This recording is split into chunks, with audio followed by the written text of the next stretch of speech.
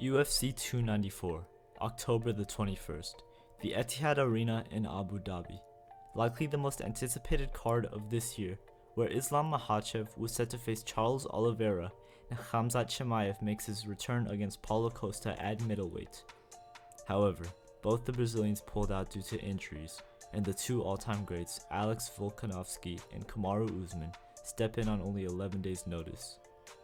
The new matchups, Islam vs Volk 2 and Khamzat vs Usman, only added hype to the card. However, virtually everyone believes that they know the outcomes of both of these bouts, Islam and Khamzat taking it home.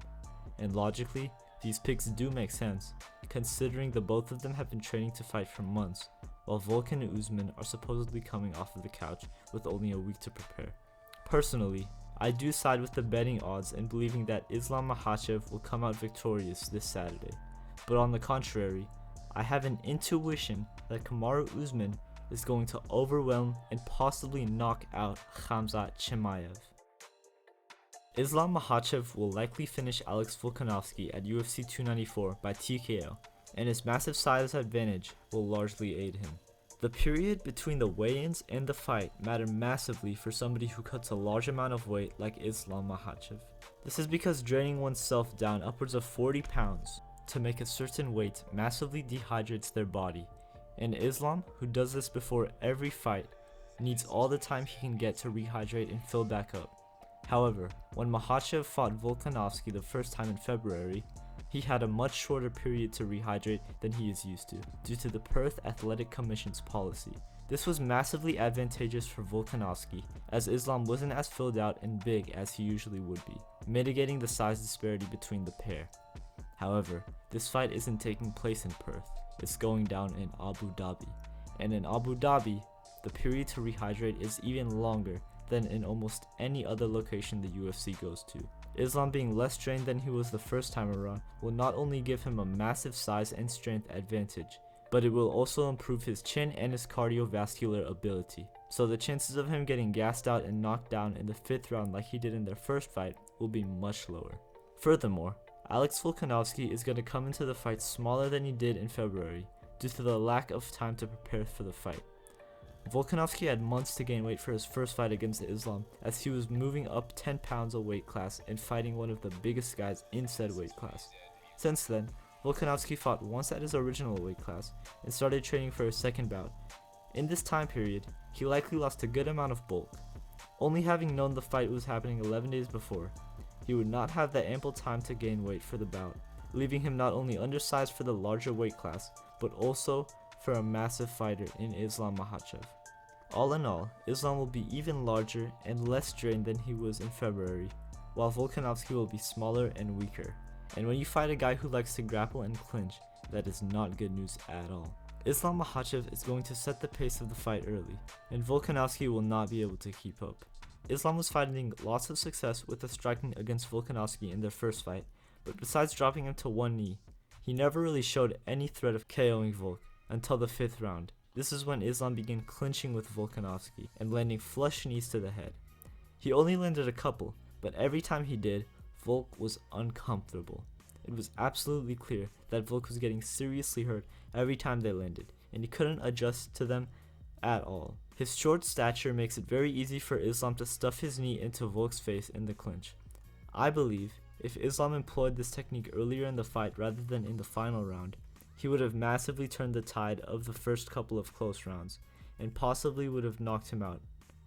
Islam and his coaches definitely saw the success of this technique and will absolutely employ the clinch knees to the face earlier into the fight. This will make Volk respect his power early, whilst also making Volk more hesitant to engage, giving Islam control of where the fight goes. Furthermore, Islam will be more hydrated than he was in his last fight, which, like I previously mentioned, will increase his cardiovascular ability. In the first match with Volkanovski, Islam's cardio held up quite well until the final minutes, but this time, Islam's cardio will be even better. His increased cardio will allow him to have an even higher output without gassing out, which will further aid in controlling the fight's pace. To be honest, Volkanovski pulling it off against Makhachev would be one of the biggest upsets of the year, and also quite the spectacle, but the disadvantages are far too many to pick him over Islam. The size advantage, along with Islam's pace, will simply be too much for Volk, and eventually, Islam will find the finish. Now, on to the co-main event of the card, Khamzat Chimaev vs Kamaru Usman. I see Kamaru Usman winning this fight, and I think he can do it in one of two ways, a 29-28 decision or a first round knockout.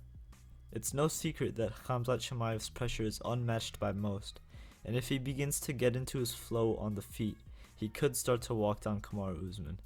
Usman, though, has a jab that even pro boxers can only wish for, and cardio that allowed him to keep up with the likes of Colby Covington. Combining his jab and his cardio against someone he has a reach advantage over and a massive cardiovascular advantage over, judging by Khamzat Chimaev's performance against Gilbert Burns, will largely weaken Khamzat's pressure, and when Khamzat can't constantly back someone up to the cage, his takedowns aren't as effective and his striking defense is questionable. Usman's right hand is a thing of beauty. It has almost no telegraph, and the power he generates could not only drop people, but it sends them flying. I can envision Kamaru Usman constantly jabbing Chimaev from the center of the cage, and after Usman defends a takedown, he'll land a flush right hand that rocks Khamzat. From there, I believe Kamaru Usman will either ground and pound TKO him, or keep patiently peppering Khamzat with his jab, leading to a 2-1 decision win. Conclusively, I believe that Kamaru Usman is going to subdue Khamzat Chimaev's pressure and eventually drop him with a right hand. But what do you guys think? Will Kamaru Usman win, or will it be Khamzat Chimaev? And for the main event, will Islam take it home, or will Volkanovski pull off the upset? Make sure to leave your predictions down below in the comments. Peace out.